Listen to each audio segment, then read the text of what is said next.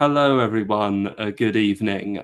Tonight, I'll bring you a discussion on Plutarch's lives of Agis and Cleomenes, two 3rd century BC kings of Sparta. I'm very lucky to be joined for this discussion by the Colonel Pride Review. How are you, sir?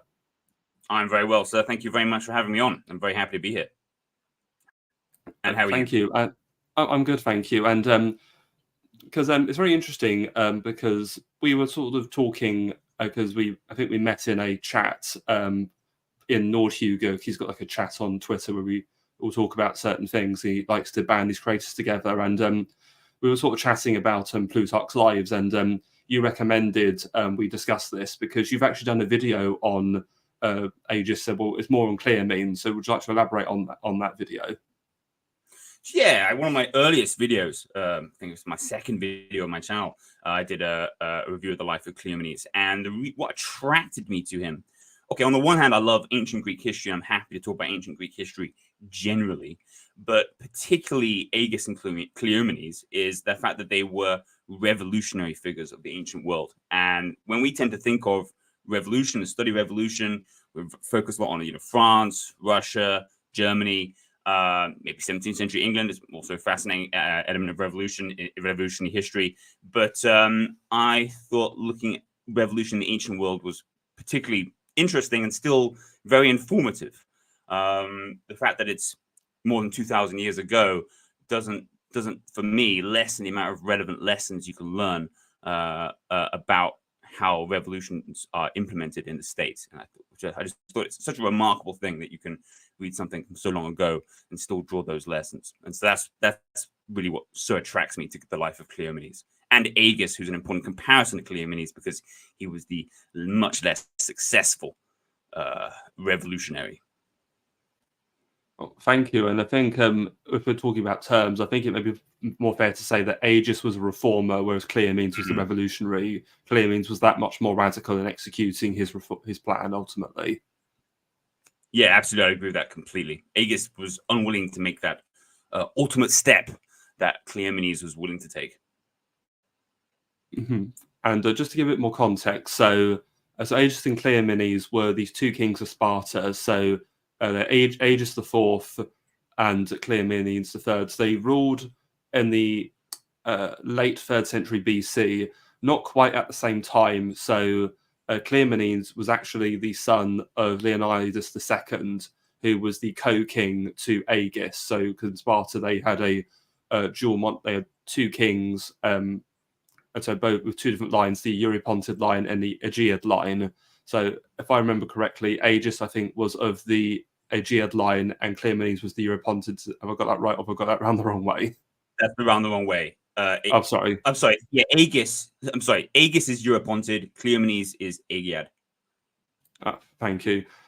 Yeah. So, and what ends up happening is after the failure of Agis, Cleomenes actually learns about the reforms of Agis because, quite interestingly, after the death of Agis, Cleomenes actually is forced to marry Agis's widow by his father Leonidas, and the wife tells Cleomenes about her first husband, and he's so enamored that he then goes off and wants to find out more about this, and then he goes off from there. But I think it's now time we go over sort of further context. Why did Agis and Cleomenes feel they needed to reform Sparta? And so by the 3rd century BC, the Kingdom of Sparta had been around for centuries, and a very important figure, which is actually discussed in another of Plutarch's lives, is the life of Lycurgus, who was a much older king of Sparta who founded what was called the Spartan constitution, or their ancient political system. And so the Spartans followed this model for many centuries. And I've actually got a diagram here showing off the Spartan political system. So obviously in the top left there, you see the two lines of kings, but there's many other elements to this political system. And so, as you can see, there was 3 ranks of subjects. You had the helots, who were the serfs or slaves, which were the lower strata. The perioikoi, who were the non-citizen free population, which were required military service in times of war. And then you had the Spartiates, who were the full citizens. Only they could go through the famed Spartanagogi warrior training.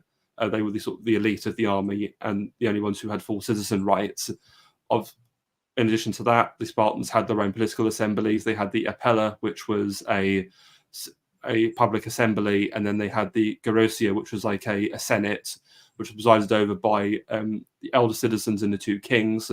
And later on, actually, at the top here, you had a council of magistrates called the Ethors, which was a later innovation, which was added during the Peloponnesian Wars, because at that point, because there was so much military campaigning with the kings being away, as they were the state's main military commanders, the Ethors were appointed essentially as a stopgap to deal with a lot of the domestic governance, but they ended up becoming a permanent institution. And from what a lot of Plutarch talks about, the Ethors are sort of seen as the start of the decline of the Spartan states. Is there anything you wanted to add on to that, Colonel Pride?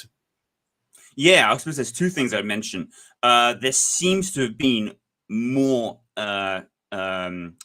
types of people living in Laconia by this point. So between the Spartiates and the Perioikoi, you seem to have also a group of people that we can translate into English as the inferiors, or I'll check the Greek word. It's, well, we're going to brutalize the pronunciation, but hupomeones or something like this. And they seem to have been Spartiates who had lost the right to join in the agoge and to join the communal messes for failing to meet the financial requirements. You have to provide to be able to join. And so these figures are quite important to this story, because they are interested in the policies of Agis and Cleomenes and support those policies. But they don't seem to have had exactly the same status as the Perioikoi. So they're a relevant one to mention. On top of that, one other, you mentioned that the coming of the Ethorite was to badly influence the Sparta, the beginning of the decline of Sparta. There were other elements going on as well that I think could mention briefly, like the Plutarch mentions the coming of great wealth into the state from the defeat of Athens after the Peloponnesian War.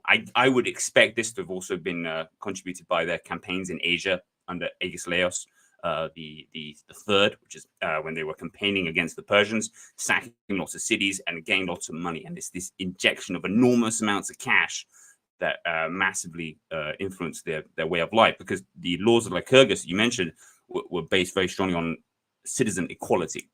I mean, it's funny to talk about equality when you have such a hierarchical system, but within the Spartiates themselves, they were supposed to have a very strict form of equality. No, certainly, and it's also the reason there's two kings. I like to think it's a bit like the Roman consular system. The point is you have two kings to check each other, because the classical man was very much opposed to the idea of single man rule or monarchy or tyranny. So even though Sparta was, officially a monarchy, it still saw itself in this, I guess, this civic republican mold. And so this is why you have all these citizen rights and all these different assemblies and such. Yes, absolutely. Though, it's interesting to note. So what you've presented here is a kind of what you might call an idealized form of the Spartan constitution. And Agis and Cleomenes both say they want to restore traditional Spartan economic and cultural and political life. And yet, actually, one element that they are not enthusiastic to really strengthen is the traditional double monarchy system, as I think we'll see as we discuss their lives. No, certainly. Okay. Mm-hmm. Yeah, so now we've just gone over the political system.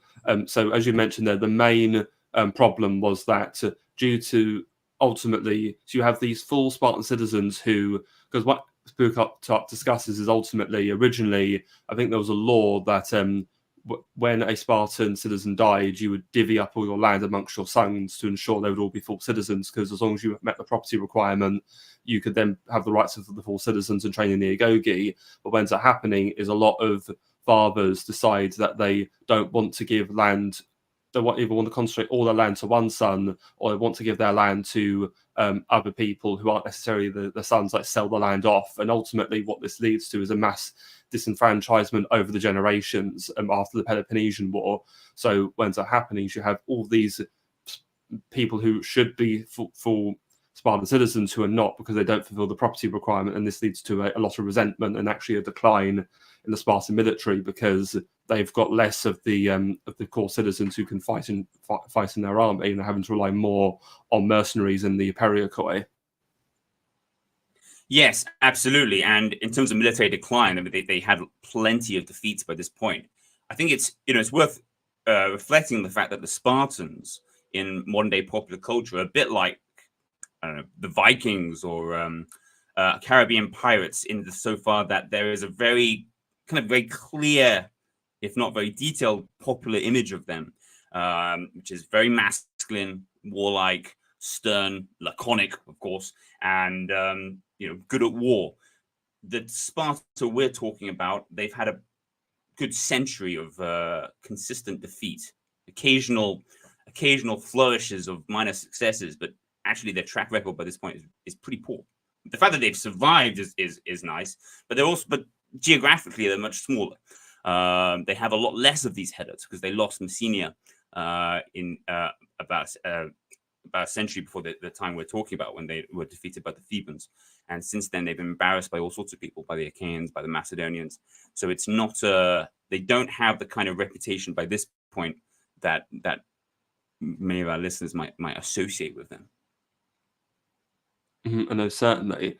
And so just to get into the reign of Agis, so when he comes to the throne, so I mentioned that his co-king was Leonidas II. So just to clarify, this is not the famous Leonidas of the 300 Spartans during the Greco-Persian Wars. This is that's a much earlier Leonidas. So what's interesting is Plutarch comments that Leonidas was raised at the Seleucid court, and other sources say his wife was actually a daughter of Seleucus I Nicator, the founder of the Seleucid dynasty.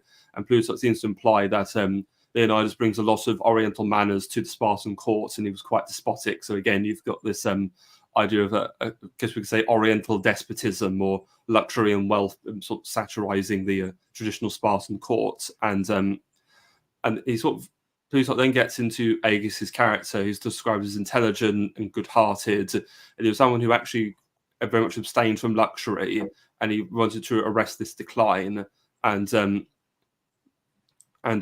what he tries to do is he goes and calls a public assembly, and he asks the citizens for their opinion on trying to return to their traditional ways of passing on the land from the father to son, also the cancellation of debts. And also, I think they wanted to bring back, because Sparta had a tradition of having all Spartan citizens would have these great public meals where they would sit together and eat the meals in public to sort of foster a communal spirit. That had also been long abandoned by this point. So he sort of wants to go back to these traditional ways.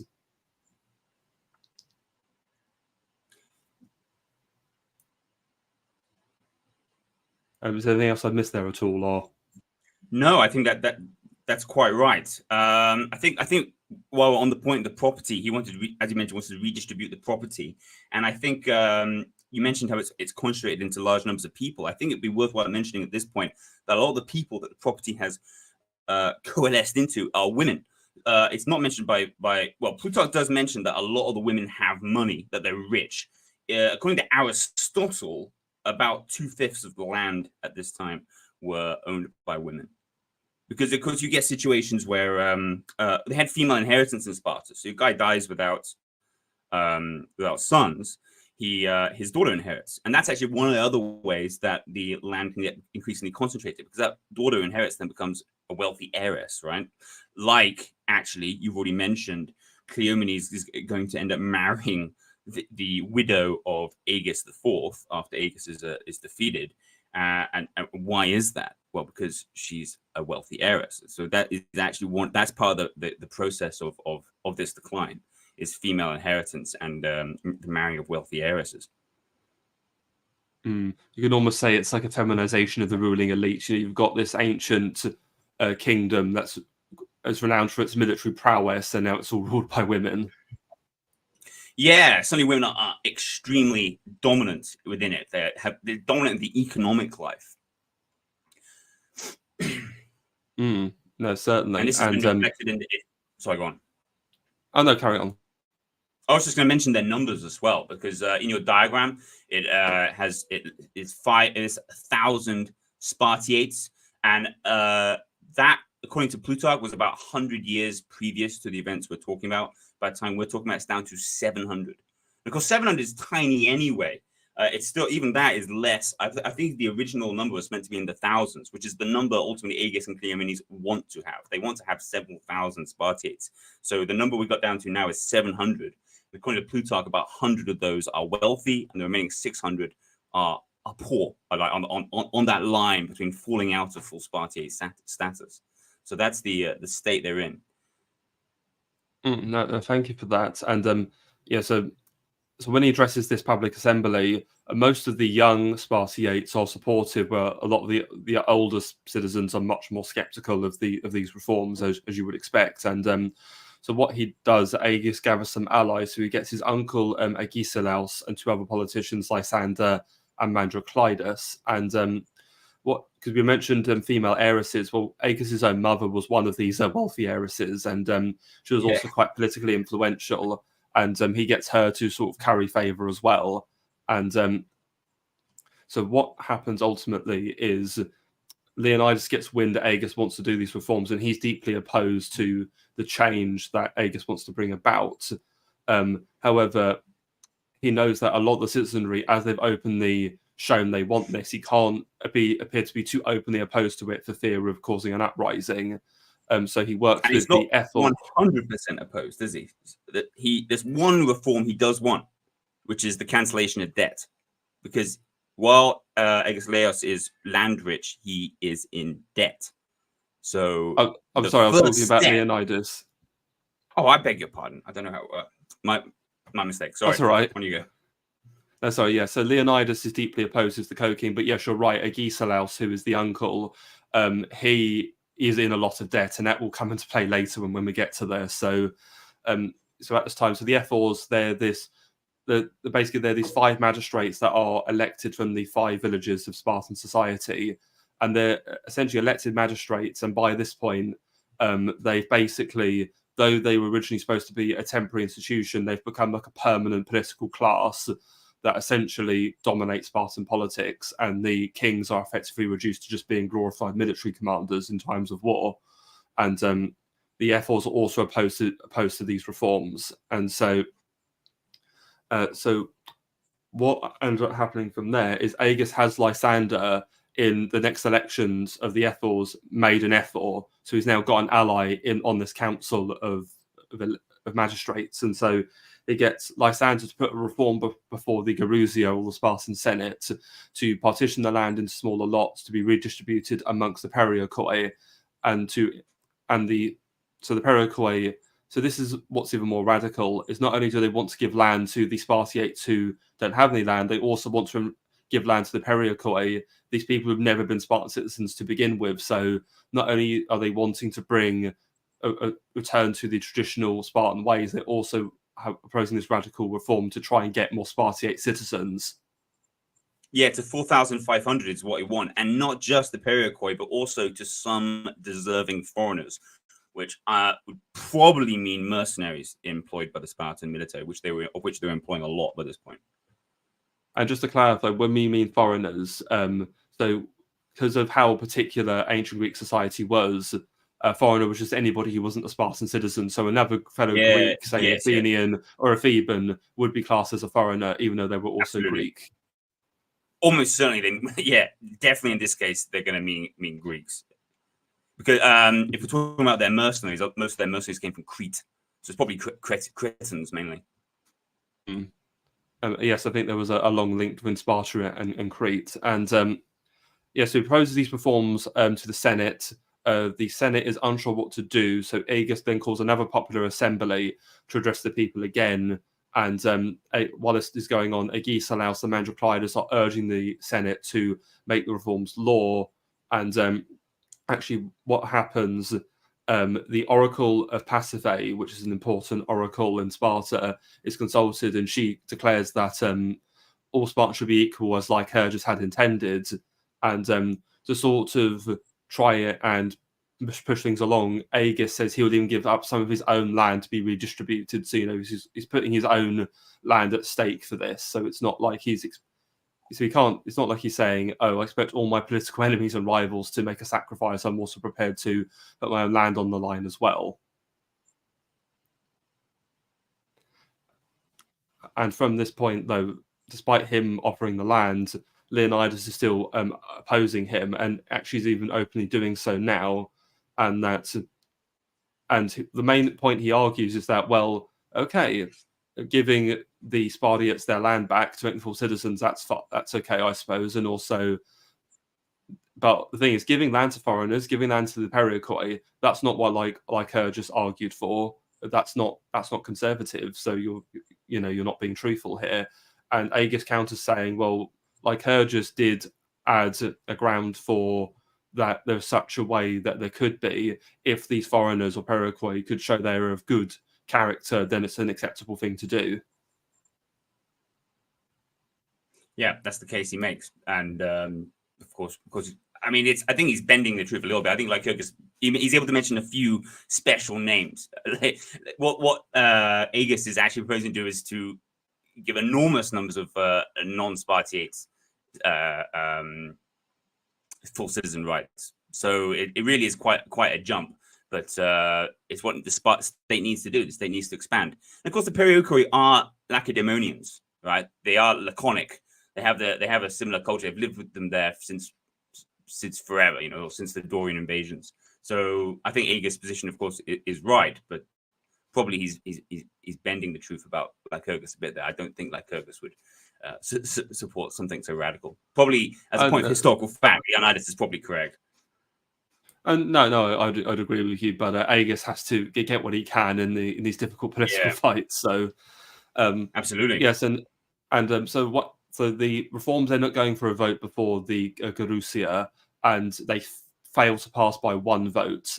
So they narrowly fail, and Lysander at this point takes quite a drastic move. He decides to argue that Leonidas has sort of forfeited his office by doing something illegal, because there's a Spartan law that claims that a king of Sparta is not allowed to marry a foreigner. And because he spent time at the Seleucid court and marries a Seleucid princess, he argues this is impious. And around this time, because there's this ancient practice that the ephor engage in, because not only are they magistrates, they're also important religious figures, because they're the ones who consult with the oracle. And there's this ritual where the ephors will spend a night under the stars, and if they see like a shooting star or a comet go across the sky, it's supposed to be a sign or an omen that a Spartan king has committed a sin. And because he says he's seen a comet, that just confirms that what Leonidas has done is blasphemous. So he actually gets Leonidas to flee into exile and removed as king. So which massively helps him, Agis, remove this prime political opponent. And so in terms of his successor, so I'm just trying to get my... So Cleomenes, thank you, which is Leonidas' own son-in-law, is then made the new co-king in his stead. But then what happens is like... certainly. But then what happens is, because the ephors have terms of office, Lysander's term of office expires, and the ephors then reinstate Leonidas to the kingship, and then they move to prosecute Lysander and Mandrocleidas for attempting to pass illegal reforms. Then Lysander invokes another ancient law of Sparta, which is that both kings can overrule the ephors if they're both present in the Senate. So both Agis and Leonidas agree to do this with a host of their friends, and they evict the ephors from the Senate office. And they then reinstate a whole new rank. Agis and Cleombrotus. Sorry, it's Agis and Cleombrotus who do that, surely. Agis and Cleombrotus who sack the Senate. I'm sorry. Yeah, you're right. Sorry, I must have got my names mixed up. That's right. Yes, so Leonidas has not come back yet. So we've got Agis and Cleombrotus. So Agis has managed to kick Leonidas out. He's got Cleombrotus, Leonidas' son-in-law, and they're having trouble with the new term of ephors. It's yearly election. So Lysander's out, pretty quick, and so they invoke the principle of royal supremacy and sack all 5 of them, and make a whole new etherate. Yeah, no, thank you for that. Yes, they get a whole new class of ephorates in, and so what ends up also happening is, including, they get Agesilaus, the uncle of Agis, in as one of the new ephors. So again, they've now got an ally, and so then an armed mob is assembled, and what ends up happening in this chaos, Agesilaus withdraws to Gaea, and then orders the mob to kill Leonidas. still in exile at this point. But Agis, because he does not want violence, helps Leonidas escape again into exile and be safe. And I won't lie, when I read this, I completely face palmed. Like, come on, Agis. Have you not heard of Carl Smith's friend enemy distinction? Right. Yeah, no, it's a huge mistake.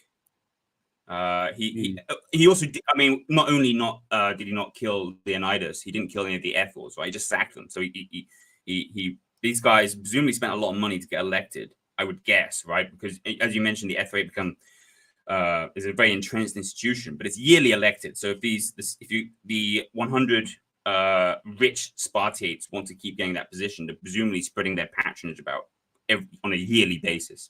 So it's probably expensive for them.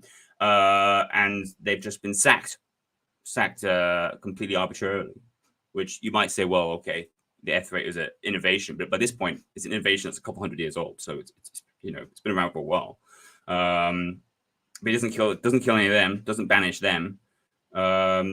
He tries to have reconciliation with everybody. Yeah, he's far too principled, and that does prove to be his undoing. So what ends up happening is Agesilaus at this point then persuades Agis that to push through with the cancellation of debts and the land redistribution is going to be far too radical, and so they should drop the cancellation of debts. Then the elite will then agree to the land redistribution, and so drop the land redistribution, but have the cancellation of debts. Sorry, you're right. Thank you. Yes, because as you mentioned earlier, so yeah, in his interests, because he's got all this debt, it's in his interest for the debts to be cancelled. And so when that's happening, as Lysander and the other elites agree, however, they're deceived because after they burn all the debts, Agesilaus looks very amused after this. They realise what's happened. Yeah, then they start prevaricating. Then there's all the excuse to keep putting off the land redistribution.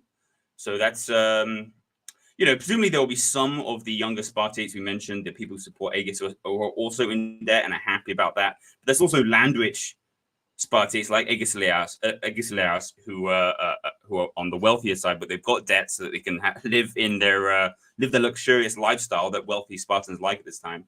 And now they've all had all their debts cancelled. So great for them too.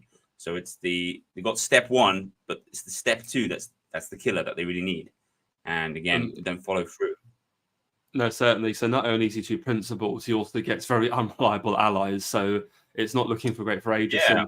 And to make it even worse, at this point, the Achaean League calls for aid from Agis because the Aetolians are invading. So he then gets called away on military campaign while the domestic situation is rapidly deteriorating. And the army of Sparta was in high spirits because they were expecting this due to the cancellation of debts. However, the expectation that the land was being distributed, because that's not done, that they are greatly angered by this. And but ultimately, they're still hopeful it might happen in future. So the elites are still wary of Agis. So again, you can't do revolution half cocked. You've got to go all the way. And that's right. But then what ends up happening is Aratus, the leader of the Achaean League, who is somebody who will come up again when we get to Cleomenes, does end up sending Agis home as he decides now's not the best time to fight as the harvest has just been gathered. And he comes home and finds Sparta's in massive turmoil because while he's been gone, Agesilaus has been living it up. He's been extorting the people with new taxes. He adds a 13th month. He hires mercenaries to protect him from being attacked or harassed. Leonidas is at this point recalled from exile, and he deposes Cleombrotus. So both Agis and Cleombrotus then go into exile to the temples of Athena and Poseidon, respectively. Leonidas then takes an armed mob to his son-in-law and reproaches him for his actions, but his daughter then defends her husband in spite of the earlier support for her father, and Leonidas then banishes his son-in-law permanently, but he urges his daughter to stay with him, but she goes into exile with her husband. And so Leonidas then tries to persuade Agis to abandon his reforms as he had been deceived by Agesilaus. However, Agis is stubborn and refuses. So from this point, Agis often has some new friends he's made. The three other men, Amphares, Damocrates, and Archesilaus. Amphares of whom was currently one of the Ethels. And at this point, they decide that Agis needs to be done away with. So what they do is one day when Agis is on his way to the baths, these three men ambush him and drag him off to prison, where he's put on like a summary trial by the Ephors and Leonidas. And what ends up happening is one of the Ephors, who's sympathetic, asks Agis if he was urged at all by by Lysander or Giselaus, because if Agis claims that he was, he might get off much more generously. But because he doesn't, because he's so principled, he says, no, I've acted on my own accord, and the Senate and the Ephors sentenced him to death, and then he's dragged off to be summarily executed. However, the execution is rushed as the mercenaries are unwilling to harm a king of Sparta, and also a crowd start to gather in support of Agis, so they end up botching it, don't they? They drag him off to like some barn, and what's even worse is that Aegis's mother and his grandmother turn up to see him before he dies, and then they end up sort of just murdering them all in the back of the barn. So not a very noble ending to this royal members of the Spartan dynasty. It's more. I mean, I think we can emphasize how horrific the murder of this family is, because of course when the mother and grandmother get there, Agis is already dead, and they invite the grandmother in to see him, telling her that he's all right. And so the grandmother goes in first, sees that he's dead, and then she is strangled to death. And then they bring in the mother, who also expecting that her son is all right, and lets her mother see her dead son and her dead mother, and then strangle her. So it's pretty sadistic and nasty way that they go about that. Well, again, it just goes to show Agis wasn't brutal or sadistic enough, I think, to be successful. His mother says that. His mother, I got a quote here.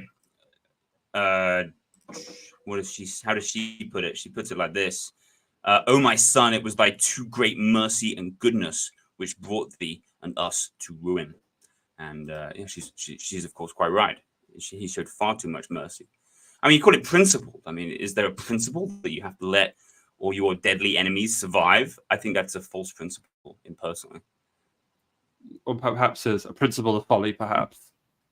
Yeah. Yeah. So though, so with the grisly death of Agis, and so then obviously from when this happens, we mentioned earlier.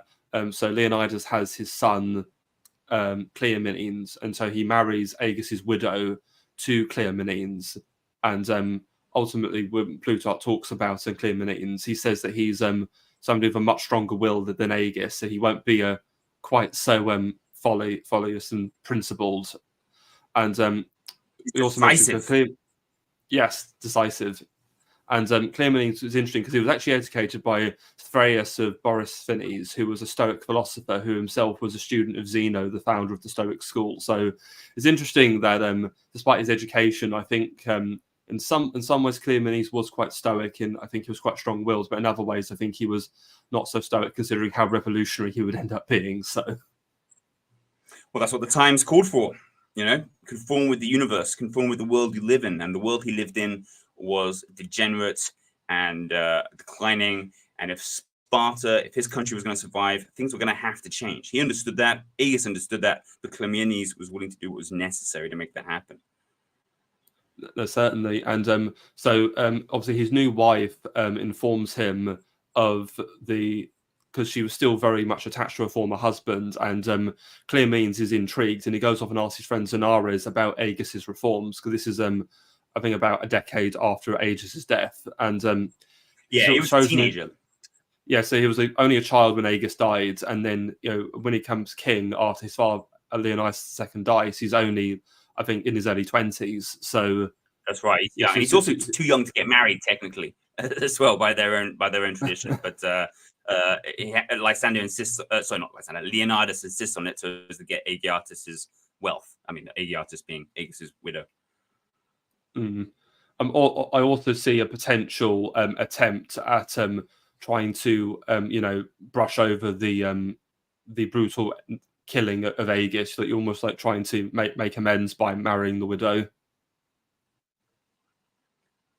Yeah. Well, if people who want to make amends for killing me by marrying my wife, I'm not going to be impressed. Well, perhaps it was a pathetic attempt, but an attempt nonetheless. Sure. But Anywho, so after hearing about all of this, Xenias notices that Cleomenes seems incredibly intrigued, and he says, "You're not of the right mind to stop pursuing this course of action. It won't lead to any good." And so Cleomenes decides that he needs to take Sparta to war, as he believes that such a circumstance will lead to the best chance of genuine reform. Because I guess there's a logic to that. Because yes, there's danger, but in danger comes opportunity, and obviously he hopes he might be able to. Because if they can't win in the current state of affairs, it may then need to pressure for the reform. So I think that's quite a smart move, though risky. And as we're going to see, it's completely correct.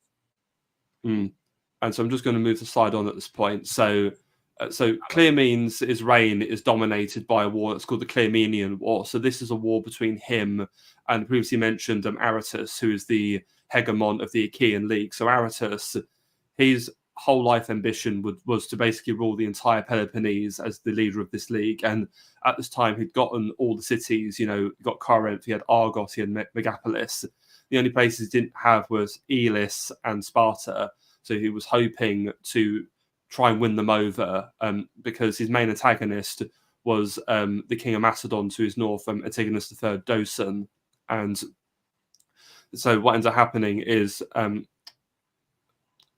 Cleomenes does not want to be subject to Aratus, and so the casus belli is when Aratus puts his pressure on him into joining, and so Cleomenes resists this. So he occupies the Temple of Athena at Belbina as it controls a mountain pass into Laconia, and Aratus tries to take the cities of Tegea and Orchomenes through by inciting traitors in the walls, but this fails, and Cleomenes calls out Aratus. And Cleomenes at this point, though, is undermined by the Ephors, who recall him back to Sparta, but then he has to go back again after Aratus captures Caphiae. Cleomenes then at this point is able to capture Methydrium and Argolis, and the Achaeans then send a huge army of 20,000 infantry and 1,000 cavalry to fight Cleomenes at Plantium. However, Arachus is forced to recall them off, even though Cleomenes' army is much smaller. And from this point, Cleomenes is then filled with a greater sense of self-confidence. He then, at this point, goes to aid the Eleans and defeats the Achaeans at the Battle of Mount Lycaeum. He then captures Mantinea, and this leads to cause for Cleomenes to be recalled again by the Ephors, because they think he's being too successful.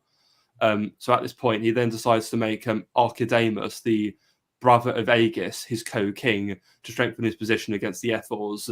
But when Archidamus is invited back to Sparta, he is killed by the previous responsible agents for Agis' own murder, as they fear a reprisal. And Cleomenes then bribes the Ephors. Can I interject there? Just certainly, sure. It's not in Plutarch, but Polybius says that Cleomenes ordered the death of Archidamus, Agis' brother.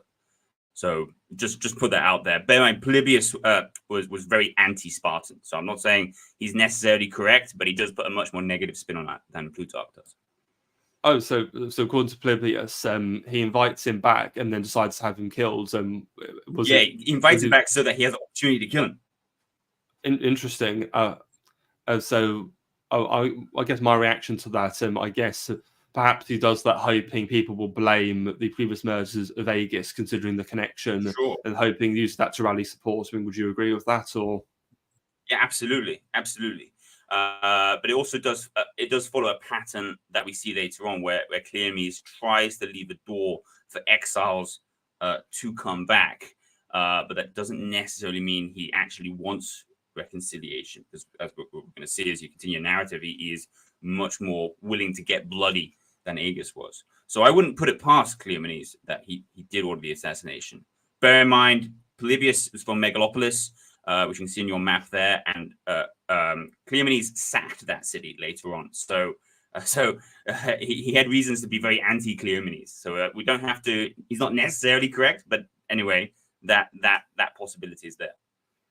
No, but I think considering Cleomenes' nature, we certainly can't rule it out, and he certainly benefits from the death there. So after this happens, Cleomenes bribes the Ephors to send him out on a new military expedition, and at this time, his mother marries a leading man of Sparta in order to increase support for her son. Cleomenes captures the town of Leatra. Yep. They've still got these female heiresses still. But including older heiresses too. I mean, how I know they had kids young, but she's not going to be a young woman, right? We're talking about his mother. In both cases, their mothers were very useful figures in their careers. So I think it was Aristotle who called them a gynocracy. I think he coined the term because the women are so influential there. So we have another example. Yeah, so if only we could get rid of our modern gynocratic longhouse. Well, so back to the topic. So yes, he captures the Actra, but he's defeated by Aratus in battle. But Aratus decides not to pursue, so his megapolitan allies are infuriated at this, and they chase the Spartans down, but they get disrupted by the terrain, and some of Cleomenes' forces then whip back round at this opportunity and defeat the Achaeans in this attempted pursuit.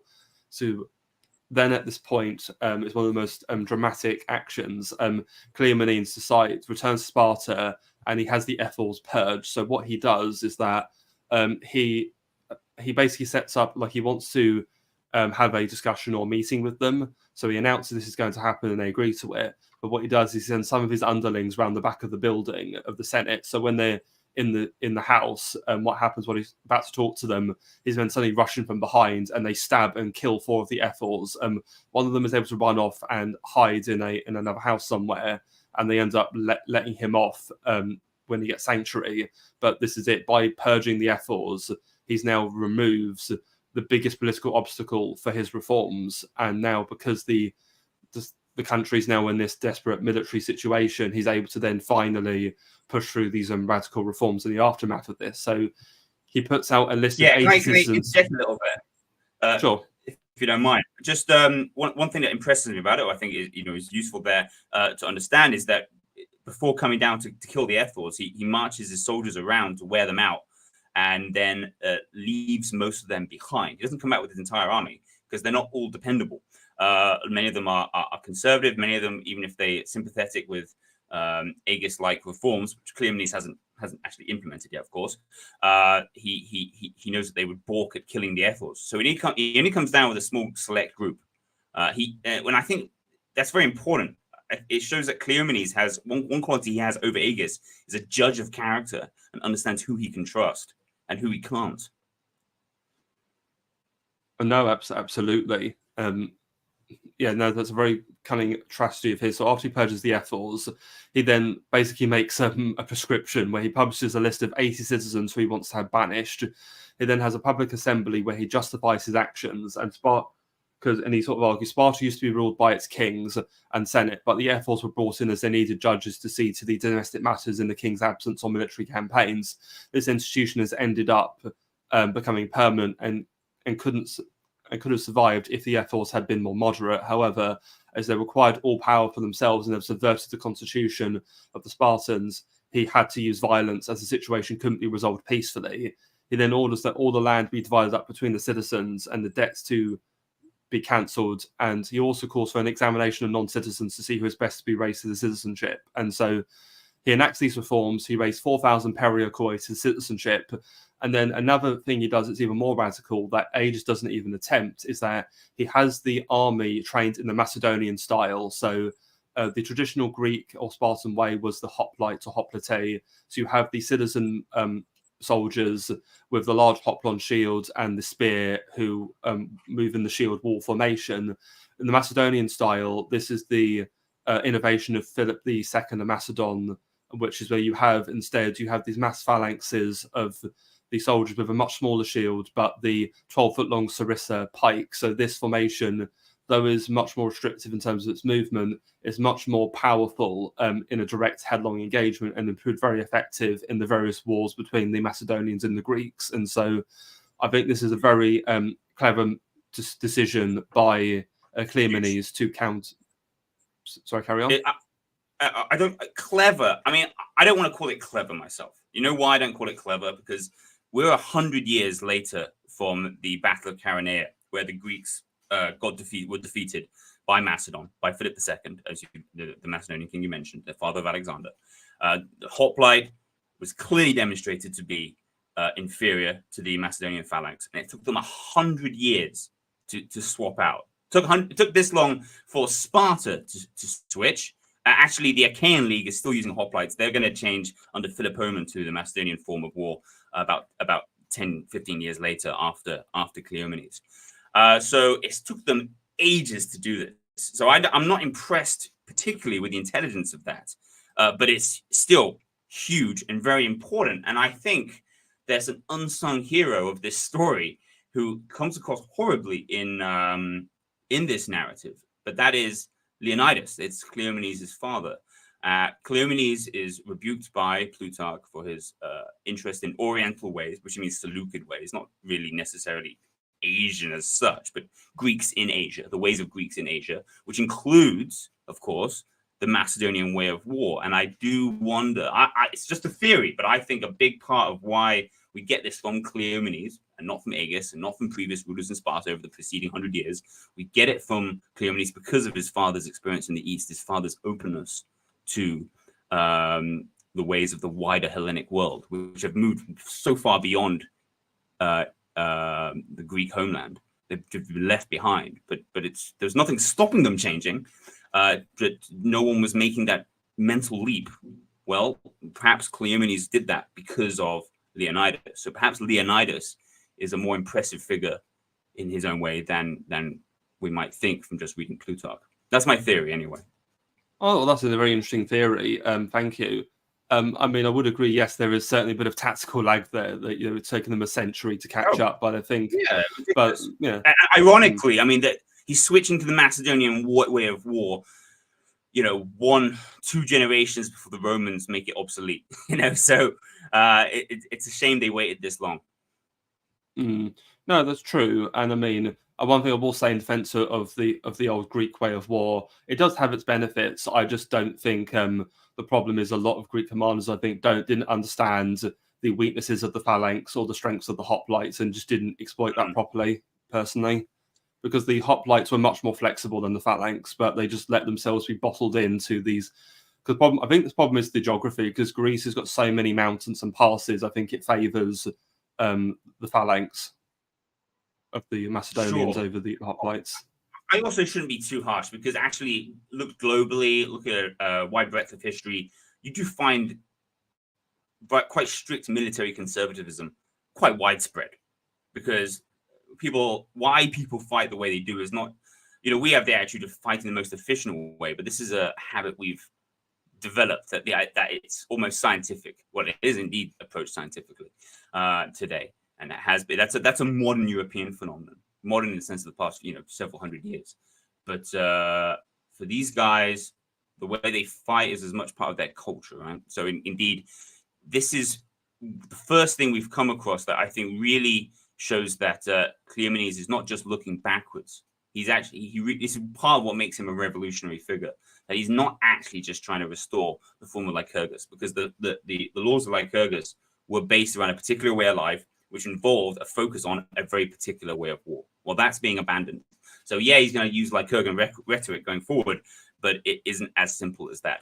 There is an element of looking back, but there's also an element of looking outwards to the wider Hellenic world, including the use of war in the wider Hellenic world. But I also think constitutionally, I didn't mention this when I did my video before about Cleomenes, but reapproaching this topic, I think Macedonianization is actually an element of this story, and not just militarily. I think politically too, that is a trend that we're going to see in his reforms.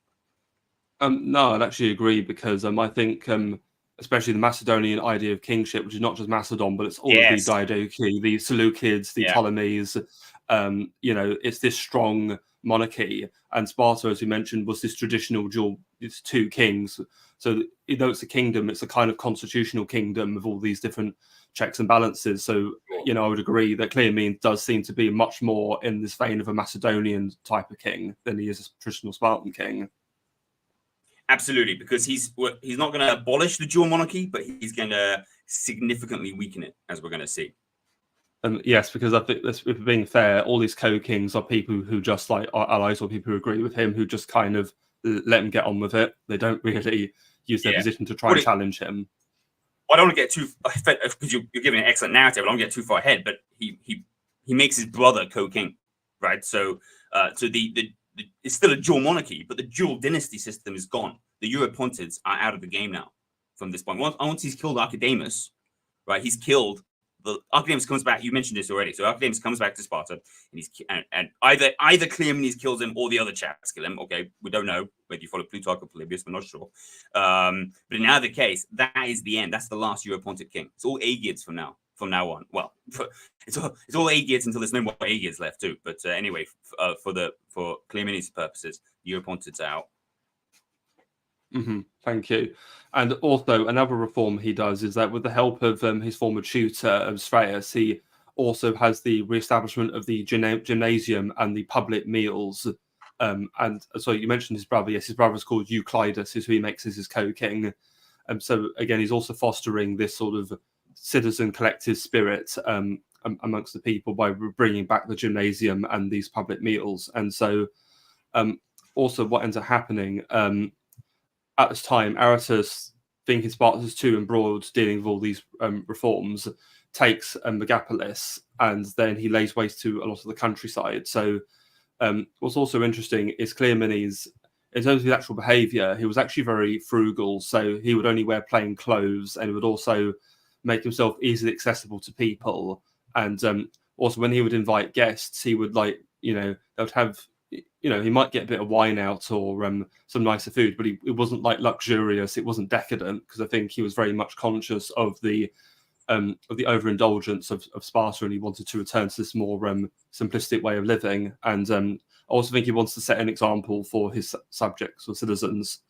And and appeal to his support base, because his support base can't afford those things. And the people he's just raised the citizenship, he needs to be a man of their kind, right? And he's a man who appeals to them. I know, absolutely. And then from there, Mantinea actually invites Cleomenes to liberate them. And so he comes over, he drives out the Achaean garrison. However, this is when he makes, I think, his first mistake. He restores them to their old constitution. So instead of spreading his revolution to them, he restores them to their old constitution. And this does come back to bite him in the arse later.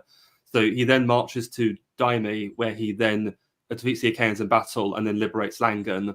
And again, he puts in a Spartan garrison, and he keeps their old constitution. So rather than spreading the revolution, because here's the thing, he could have brought back the Peloponnesian League. He could have had this league of sort of these 3 cities under Spartan leadership, all with this revolutionary new government.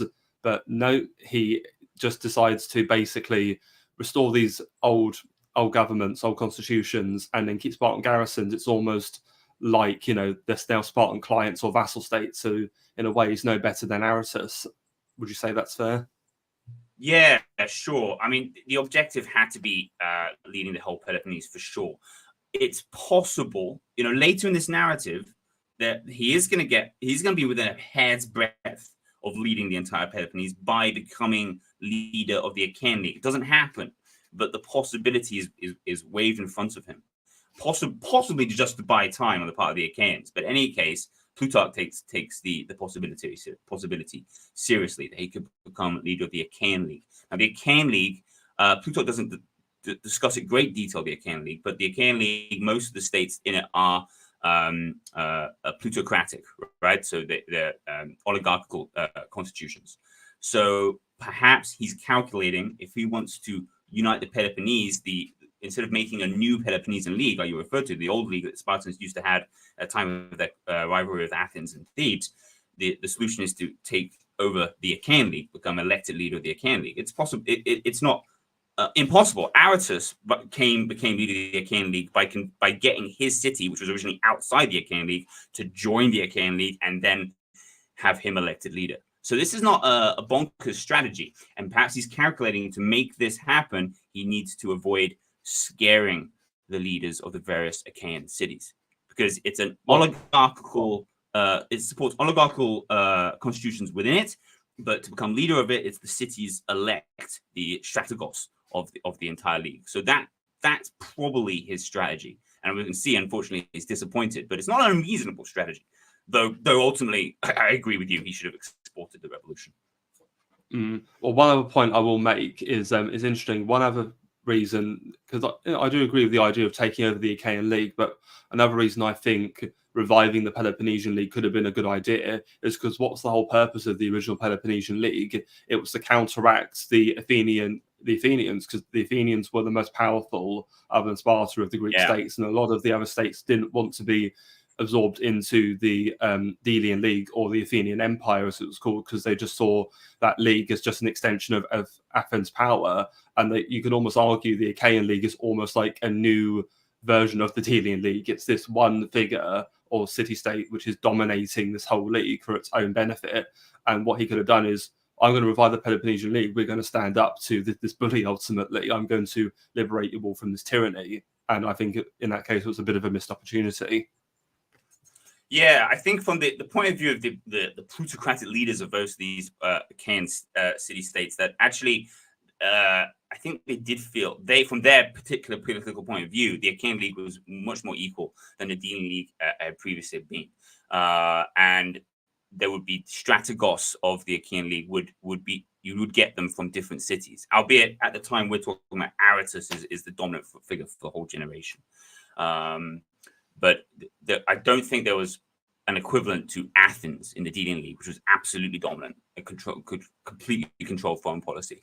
In the Achaean League, not so much. But from the point of view of the people in the Achaean cities, the popular party, which there was in ancient Greece, the Achaean League was a force of political oppression.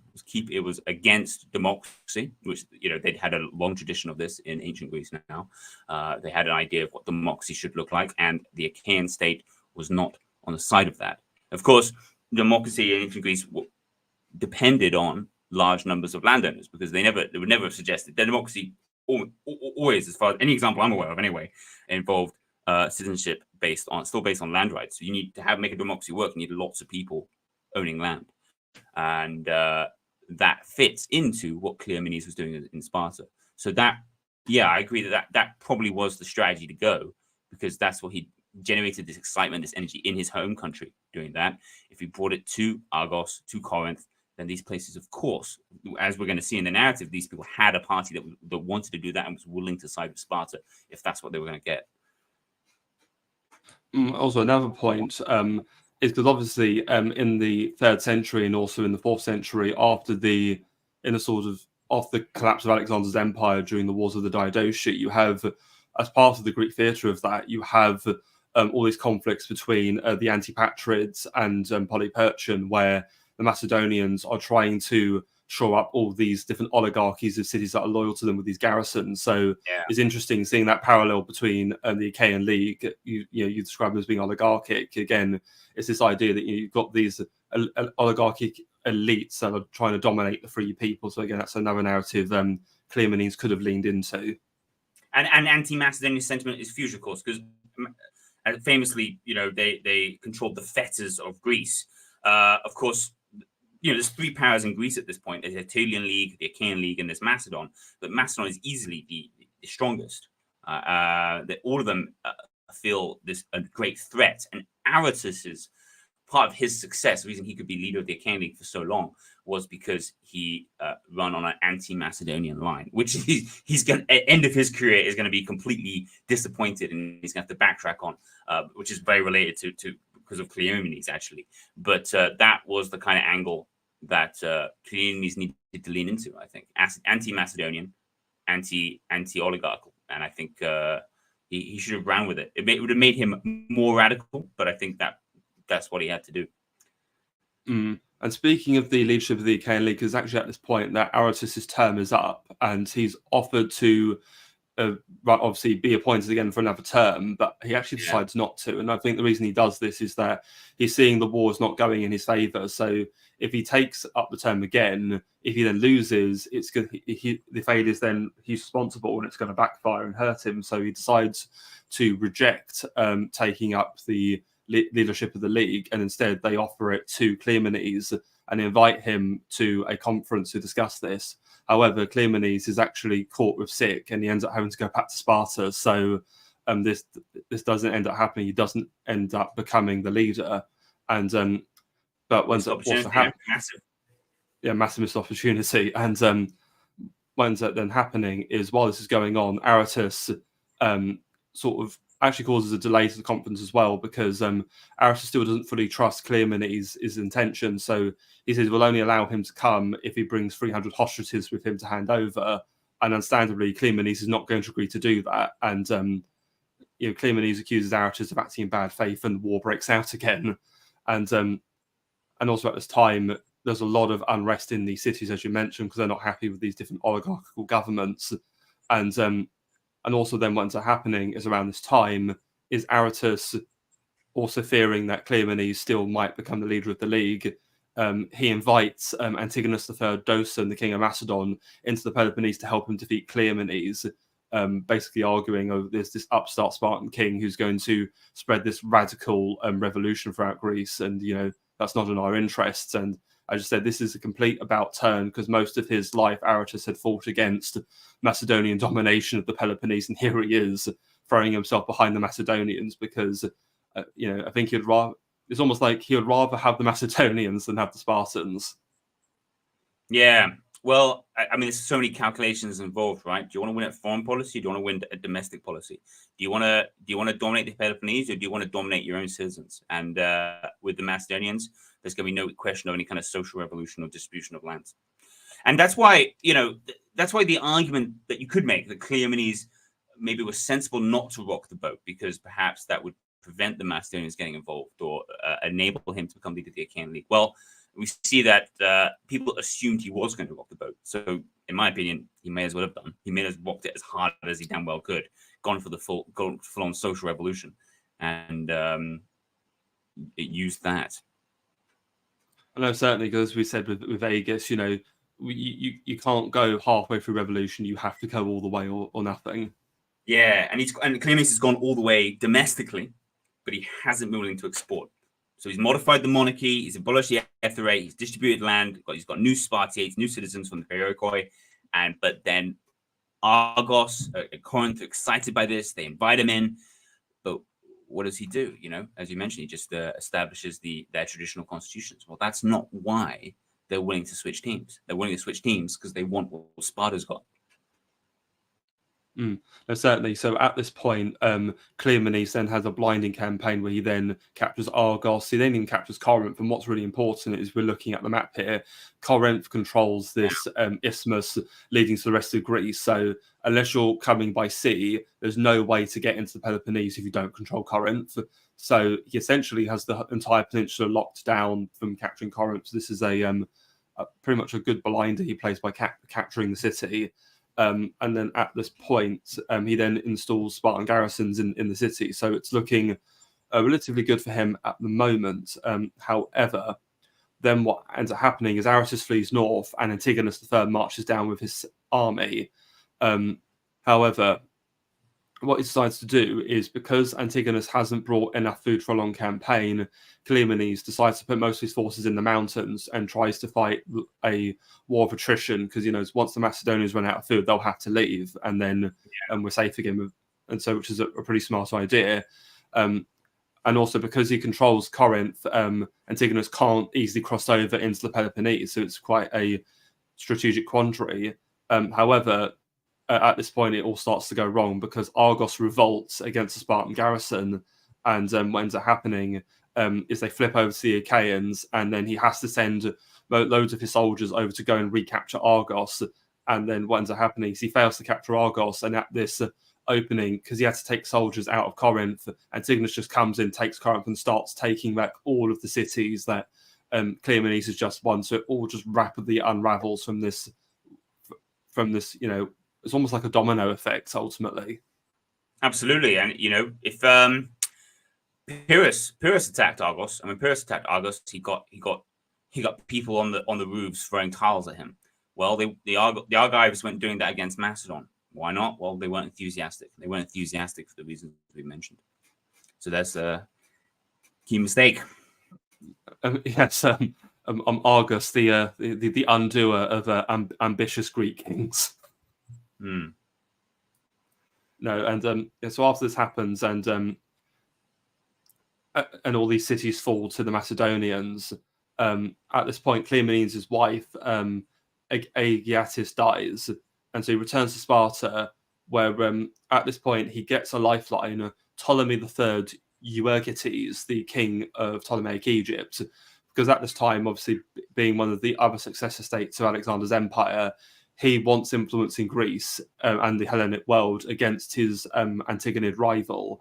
So he wants a stake ultimately. And so what he does, he offers aid to Cleomenes, but Cleomenes has to hand over his mother and his children as hostages. And he asks his mother, and his mother says, of course, there's no problem. And they go willingly into Egypt, to the Egyptian court. And at this point, Antigonus then captures Tegea, and his army starts plundering Mantinea and Orchomenus. And at this point, Cleomenes then has to do another very radical action. He actually has to free some of the Helots, which is an unprecedented action in Spartan history, because they were essentially the slave or servile class. But obviously, he has a condition: they can only be freed if they can pay 5 talents for their freedom. And so he's able to free about 100 of them and makes a sum of 500 talents, which I guess just shows how desperate he was to provide funds to pay for. Yeah, there's a lot from that, actually. I think it's very informative about it says a lot about Sparta at this time, that the people with cash lying around were the Helots, not the Spartiates. Yeah, no, certainly it's interesting. Perhaps if we're going to draw some modern comparison, it's a bit like how in some Western countries you've just got like these, these like welfare queens or people who just like milk off on benefits. And no, I don't think the Helots are welfare queens. I think they have money because they're the ones engaged in economic life with the outside world. Them and the Periokoi are the ones engaging in the cash economy. They've only had silver coinage for a couple of generations by this point in Sparta. That was actually another Macedonian or Hellenic world-like reform that they had for under Arius the first. And really, it's pretty new. But the Spartiates, they weren't the 600 or so poor Spartiates obviously weren't successful in that, and weren't then ready to be cash ready to get this, or Cleomenes didn't have anything he could sell to them. But the Helots did have serious money around and wanted to be involved. They were obviously a successful group of people in their own way. The Helots I want to imagine them as the most ground into the dirt, oppressed people ever, and certainly Plutarch's Life of Lycurgus makes him seem that way. And maybe that was true at one point, but it's clearly not true by this point. It's also not even the first time. It's actually the second time the Spartans have had to turn to the Helots for help. They previously have used them as hoplites, which also says something about the Helots. But only in the moments of desperation in the Theban Wars did they do this, because they were losing so many troops in battles with their enemies. And at that time, though, once they got a bunch of Helots who had demonstrated bravery and courage, they invited them to the town square to say they were going to have a manumission ceremony for them, and then they massacred them. They slaughtered them, which is grim and horrible. Wow. Pretty treacherous. Really terrible, just terrible. Like, these are Helots who were willing to fight for Sparta, to fight for their freedom, and they murdered them all. But times have obviously changed. Helots can't treat them that way anymore, apparently, because they're wealthier and there's a lot less of them as well, right? So, I mean, we know even less about economic life with them than we do with the Spartiates, right? I mean, but certainly this particular instance, I think, says a lot about them. Well, ultimately, in this time, they're not being called up to fight. He just wants their money to pay for mercenaries and to train new troops. So yeah, sure. Yeah, so he trains 2,000 more men and then marches on Megapolis, and then he attaches 2 regiments under an officer called Pentheus to attack and unguard a section of the wall, while sending the rest of his army to march into the city. And at this point, as you mentioned, he then, the Megapolitans don't trust Cleomenes, but he ends up taking the city and sacking it in retaliation, which certainly I don't think entrusted people to his cause. So, and then from that point... Yeah, but it's not surprising, right? Megalopolis was founded specifically to oppose Sparta. It's one of the newer cities in Greece at this point, right? There was, when the Thebans invaded the Peloponnese in the Theban Wars, they established Megalopolis, as you can see on your map, right on the borders of Laconia, in the center of what the region called Arcadia, precisely to give a political focus in the central region of Peloponnese to oppose Sparta, to be a blocking point, prevent them expanding northwards, and it had successfully served that purpose for subsequent generations. And of course, this is why I mentioned that Polybius was from here, right? That's why he's going to later make a very unfavorable interpretation of Cleomenes. Oh, no, thank you for that. And yes, he plunders the city, and at this point, the Achaeans who re-elected Aratus are absolutely horrified by this action. And then Cleomenes then goes on to plunder the countryside of Argos, where because Antigonus at this point is garrisoned in Argos in his winter quarters, and he's hoping to try and pull Antigonus out into battle, but Antigonus doesn't take it despite pressure from the Argives to leave the winter quarters. And Antigonus finally marches out to invade Laconia in the spring via Tegea, and Cleomenes then marches his own forces around Argos to destroy the crops. Antigonus responds by blocking all paths into Sparta, and then from that, so they can't retreat. Cleomenes is then able to defeat the he's able to defeat the Macedonians at the pass of Mount Oligyrtus and then return home again. And at this point, Antigonus is coming under a lot of pressure because and that one problem the Macedonians having to deal with is to their north in Thrace and in other areas in the Balkans, the various barbarian tribes sort of raid in every now and again. And at this time, a lot of the tribes are raiding into Macedonia. He's under pressure to go back and deal with this threat, but he still wants to deal with Cleomenes. However, Cleomenes does exactly what he wants, and at this point, Cleomenes decides to face Antigonus in a decisive battle at the Battle of Salacia. And despite fighting bravely at this point, Cleomenes is absolutely crushed and his army is destroyed at Salacia. And at this point, he returns to Sparta and he ends up having to leave in exile for Egypt. And Antigonus comes in and he basically undoes the reforms, but he doesn't punish the Spartans for Cleomenes' actions, which I think was a sensible action because he doesn't want to drag the war on any longer. He then obviously goes back north to Macedonia, and at that point he defeats the barbarians in battle, but then he succumbs afterwards because I think he was terminally ill with consumption. So it's interesting, had Cleomenes waited a bit longer, it's perhaps Antigonus would have died and he wouldn't have had to have dealt with him. Yeah, of course you can't know that, of course, and there's a lot of chance involved in that. I don't suppose he had any knowledge that Antigonus was consumptive. Maybe he did know, but you can't guarantee that, can you? That someone's going to die of disease at a convenient moment. And war was expensive for Sparta at this time. They were employing loads of mercenaries, and their mercenaries cost money. That's why you had to sell manumission to the so many helots. It's money. So yeah, you meant Antigonus has the food problem initially. Then later he's got the problem with the Balkan peoples attacking his home kingdom. But Cleomenes is also on a time limit. He couldn't fight indefinitely, so that's why he ended up having to fight. And he fought bravely, sure. He fought. I think it's interesting what we mentioned earlier about Macedonianization. He fought like a Macedon. He fought like a Macedonian king at this battle. And what do I mean by that? He fought as a cavalryman, which is why he didn't die. Yeah. So lots of Greek generals die in battles. You look at the Peloponnesian War and the Theban Wars, because they fought as hoplites, right? So if the order breaks down, the army starts falling around, loads of you and your friends start dying in large numbers. And of course, they fought at the front of hoplite formations because they had to lead from the front. But Macedonian kings, like Alexander, like Philip, they fought as cavalrymen, which meant if things do fall apart, yes, you can be very dramatic and brave on your horse, but if things do fall apart, you can also get away very easily. And so Cleomenes was really behaving like a Macedonian when he fled back to Sparta at the end of the battle. I'm not saying he shouldn't have done that. I mean, of course, there's always the opportunity to make a comeback, which is a very Macedonian thing. These are the Diadochi, the successor kings. They would lose battles, lose entire armies, and make comebacks 10 years later and stuff like that. So he was conforming to his time. So I'm not knocking him for it, but it's another example of how this is not the old Sparta. No, certainly, because I'm just thinking of talking Macedonia. Demetrius Poliorcetes had many setbacks after the death of and defeat at Ipsus. He then becomes king of Macedonia. Then, obviously, his son Antigonus Gonatus becomes king, is deposed by Pyrrhus, but then is able to retake his throne. Pyrrhus himself has many setbacks. This is sort of the pattern. And again, it's interesting because they lose and they win later. They lose again. They win again. They don't die each time they lose a battle, which is what what happened to a lot of hell. Hoplite warfare, they often die even when they win. I mean, that's what happened to Epaminondas, who were one of the great victors over the Spartans, right? I mean, he was doing so well, but he won too many times. Eventually you're just going to die if you stand at the front of a hoplite formation. If you do that enough times, you're going to die.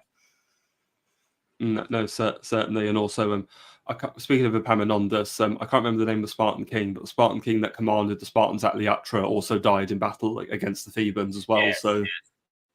Exactly, no, perfect example. Mm-hmm. And so it's interesting because at this point, on his way to exile in Egypt, Cleomenes talks to his friends and Pherekion, and Pherekion argues they should have died in battle as a proper king of Sparta, because then he would have gone down like Leonidas at Thermopylae, his name would have lived on as traditional Spartan king, and that would have been the more honourable course of action.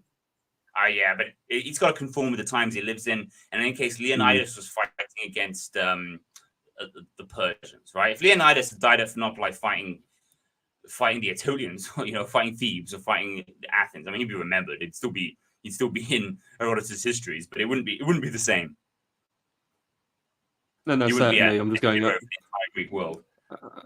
No, it's a fair point. It's just going off what Plutarch says Pherekion's claim was, and then Cleomenes says, "Oh, don't be stupid. If I can go and fight again if I survive," and then Pherekion succumbs and just kills himself. And then unfortunately, because Ptolemy III Euergetes is interested in restoring Cleomenes to the throne, and he's planning a future campaign, but around this time he actually dies, and then his son Ptolemy IV, and unfortunately, after the death of Ptolemy III, this is when you start to see, I think, the decline of the Ptolemaic dynasty after the first three kings, and Ptolemy IV is more interested in sort of, I think, wine and women, and he's not particularly, I think, a very competent king, and he's not interested in supporting Cleomenes' campaign to take back Sparta.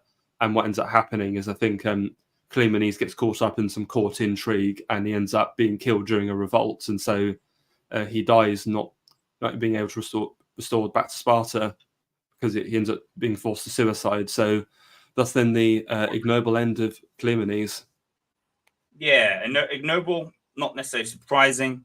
Doesn't change my opinion that he did the right thing, because, of course, you've got to be a bit of a gambler, don't you? I mean, the guys you mentioned, Demetrius Poliocrates, the other Hellenic kings, they were gamblers. They rolled the dice. Cleomenes had rolled the dice and was willing to roll the dice again. Things have gone a little bit differently in Egypt. Maybe he could have come back.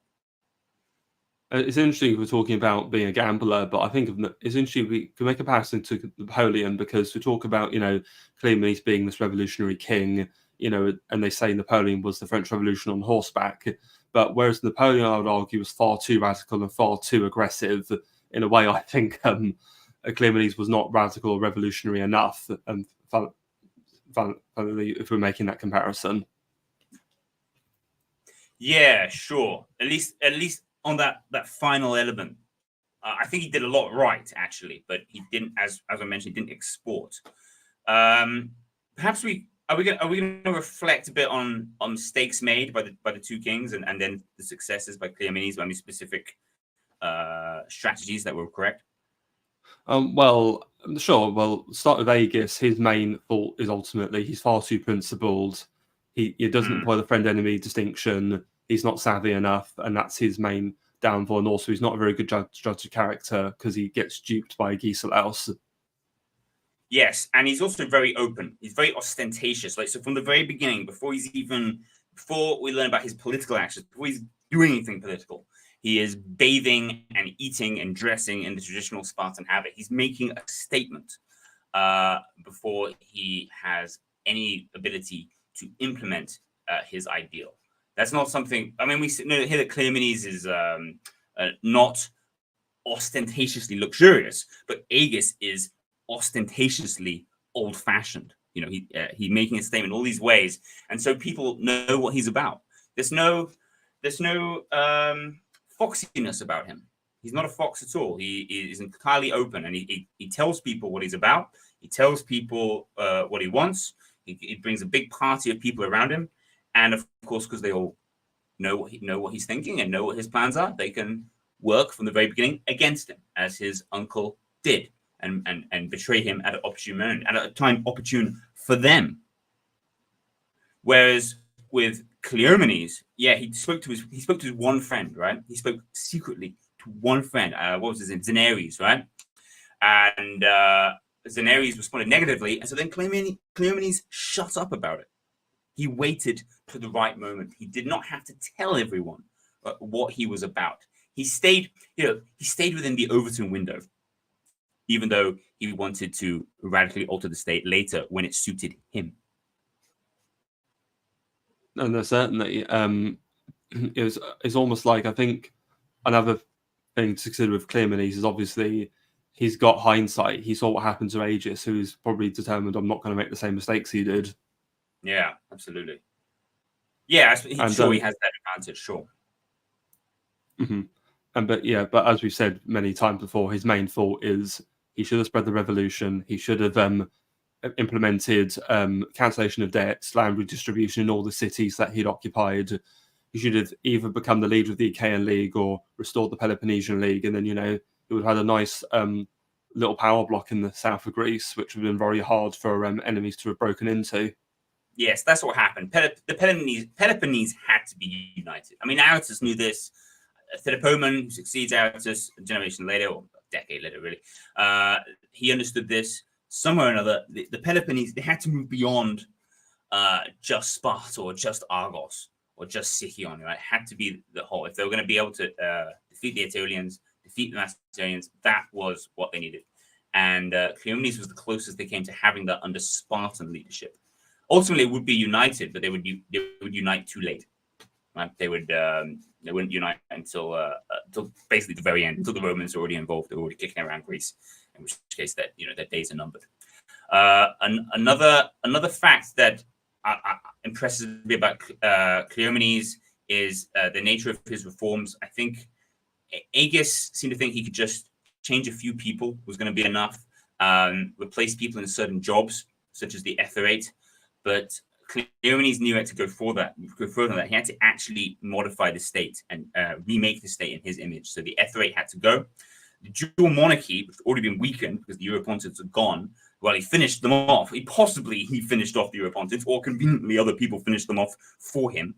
And then making his brother the dual king, so he can just tell him what to do, was the right move. And actually, within a generation, Spartan's going to be a true monarchy with just one king. But you can see that this is the direction they're already going, and that was quite right. So we see on Cleomenes' part, talking about internal to Sparta, never mind exporting revolution. He's changed the military. He's changed he's changed the economic life by redistributing land, changed property, changed the constitution. All of these things. He left nothing untouched, and that's why I consider him a true revolutionary. There's nothing reformist or conservative about that. Agis, on the other hand, the constitution of Sparta, he did assert royal supremacy, but he didn't modify any institutions concretely. And he didn't, of course, he had the plan for implementing the economic system, but he did not do so. No, certainly. And you mentioned Cleomenes not being conservative. Well, one thing I would say is, in a way, he was conservative. He was what you could call conservative revolutionary. He realised there had to be a restoration of the traditional Spartan, or some elements of the traditional Spartan constitution. Some elements. But of course, some radical changes were also needed. Yeah, exactly. Well, it's looking back and looking forward. Machiavelli in Letters on Livy focuses on his republican ideals more than in the Prince. He says a state needs to renew itself by going back to its beginnings periodically, and Agis and Cleomenes both did that. But when Machiavelli explained that, he wasn't trying to say they have to make it completely the same as the past. You always have to match yourself to current circumstances, and I think Cleomenes hit on that exactly on the Machiavellian ideal there, that yes, we need to draw stuff from the past and we need to match it to the world we live in today. So we're going to have elements of Lycurgus and we're going to have elements of Philip II. We're going to be a Spartan and a bit Macedonian, because that's the world we have today. We need a strong monarchy, not a dual monarchy, not an Etherate. We need a strong leadership, because that's how modern states function. in the circumstances we are, in a world where states are bigger, states are more dangerous, they go to war more regularly, and the kings don't die too routinely in battle. So there's these dual elements looking in both directions, right? Well, another thought of mine is you could almost argue there's some sort of Hegelian dialectic going on here. Like you've got the thesis, ancient Sparta, the antithesis, modern Macedonia, synthesis, a blend of both of those together. Absolutely. Yeah, it's good. It's a good way to put it. I agree. That's what he was doing. That's why I admire him so much. I mean, I think that's actually what we need in modern Europe today. I don't know how much you want to get into talking about modern parallels, but I believe our future of European states is looking to the past and looking to the future, and finding a synthesis between those two. No, I completely agree with you, and hopefully that'll happen at some point in the future. Though I'm a little bit pessimistic, but we're working towards it. Got to stay optimistic. Like I refuse to believe in a world without England. It's like for me, it's like existence has just ceased completely. So for that reason, I have to be optimistic. I'm required to be. Other people can think I'm unrealistic. Well, that's fine. But for me, England is fundamental. If it disappears, the whole universe can disappear. No, I can't disagree with that. So thank you for that point. And I think it's also worth, as for closing out, that we draw some comparison between Agis and Cleomenes and the Gracchi, because obviously, for those who don't know, in Plutarch's Lives, he normally parallels one Greek life with one Roman life, and he often picks figures who are similar.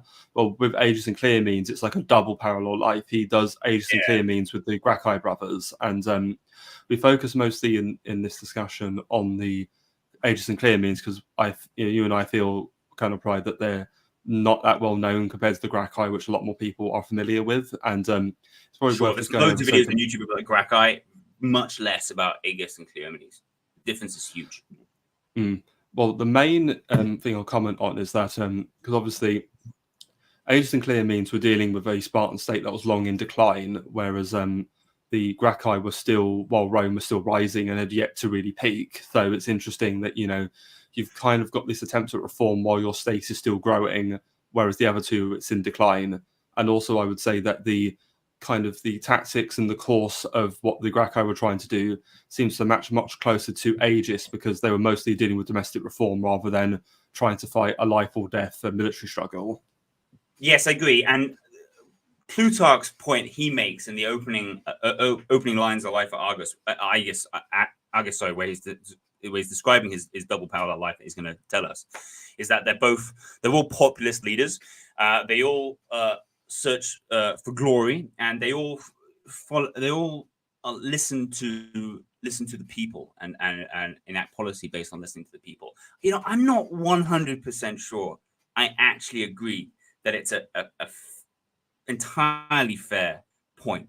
I don't read Life of Cleomenes, whether in Plutarch or in Polybius, and think this guy's he's just following the mob, just doing what the people want. I think he was taking the people where he wanted them to go, actually. So I'm going to disagree a little bit with Plutarch there, that the comparison is not as stark as he makes it sound, or at least the basis of the comparison is completely right. If Plutarch asked me, what connects these four figures, there is a lot.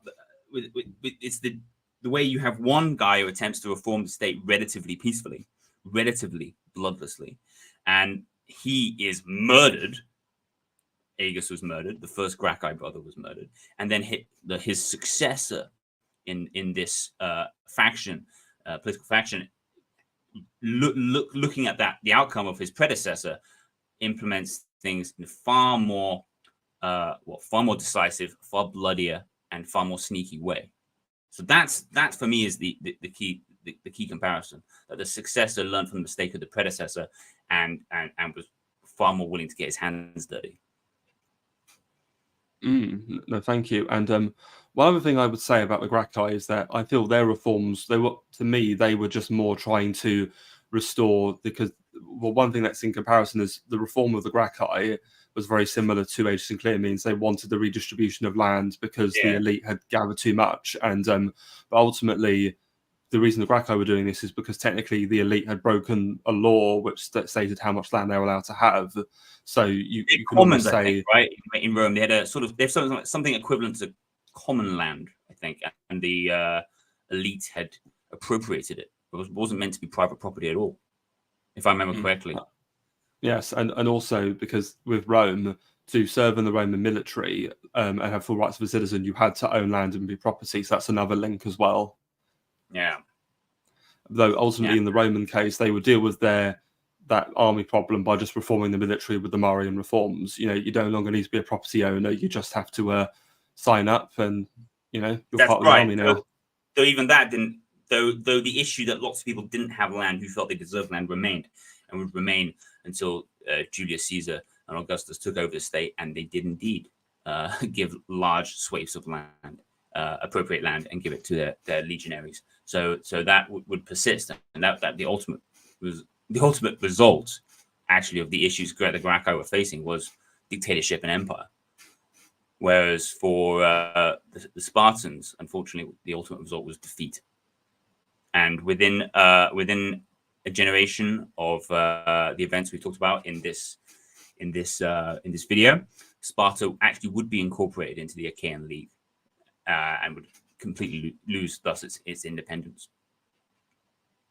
And then, of course, when the Romans come in after defeating the Macedonians at the Battle of Pydna, they just completely conquer all of Greece, pretty much. So yeah, and they thought they abolished the Achaean League ultimately, and so actually Sparta does become, from a certain point of view, becomes independent again. It becomes a free city within the Roman Empire. Well, that's interesting. I didn't know it became a free city. Yeah, not independent, but self-governing. Yeah. And it had a certain status. I forget the Roman word for it, right? But they had a particular word for this particular status, and they awarded it to Sparta because they love Sparta, right? Sparta got by on Old Glory for a long time, and that's actually again one of the things that appeals to me about the Spartan story more than the Gracchi story, because I see more parallels. Parallels sometimes in ancient world and modern times. You can push them too far, of course, but I feel like our country, we get by a lot of old glories, and while we do that, the world increasingly passes us by, and I feel like the Spartans had a similar problem. They were depending a lot on reputation, depending a lot on their history, on the nice things people had written about them. Usually not things they'd written themselves about them, because they weren't very literary people. Though apparently by this point there had been one notable Spartan historian. So they were getting into that game a little bit. And in 270, they had the first recorded Spartan comic actor winning a festival. So there were changes actually, but nonetheless, I see ourselves in a similar kind of mold to that, where we are not where our reputation, we're kind of enamored with our reputations and our history so much, but we're not doing what we should do in the modern context to be a successful state. No, certainly. And are there any final comments you want to make before we end for tonight?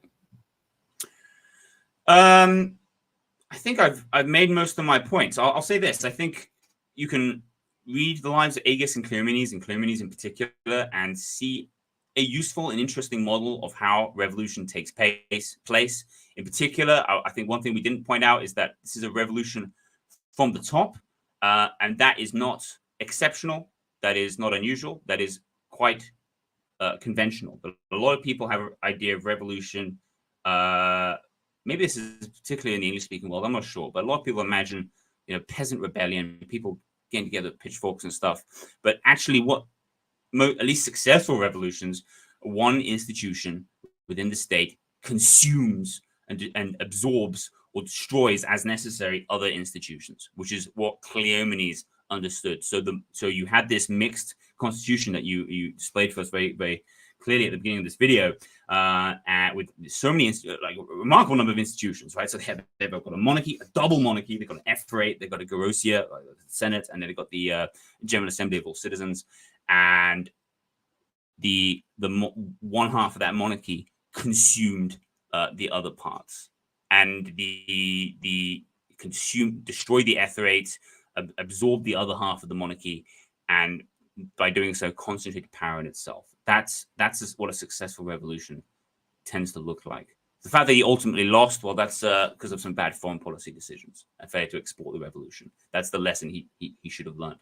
But I do think, despite his ultimate failure, there's a lot there that can be quite informative about revolution generally, and so useful for modern day.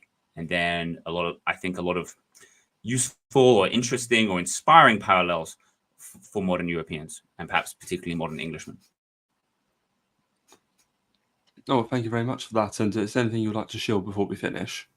Shill. Well, I'll shill my channel. You can come and see me at the Colonel Pride Review, named for another person who was eager to close down political institutions when they were not doing what they were supposed to do. I make videos mostly on history. About video about once a month, usually a scripted video. This is my first time under this moniker doing a stream, so I'm really grateful for you bringing me on. It's been a great experience for me, a new thing for me. So I appreciate your experience and sharing some of this experience with me. No, that's fine. Thank you for coming on again. In terms of this channel, I've not got anything planned for the foreseeable, but I'll of course be having more wonderful conversations, carrying on my series on the Chatham House version. I'll hope to get back to doing some of the recordings of that. So thank you everybody for watching, and good night.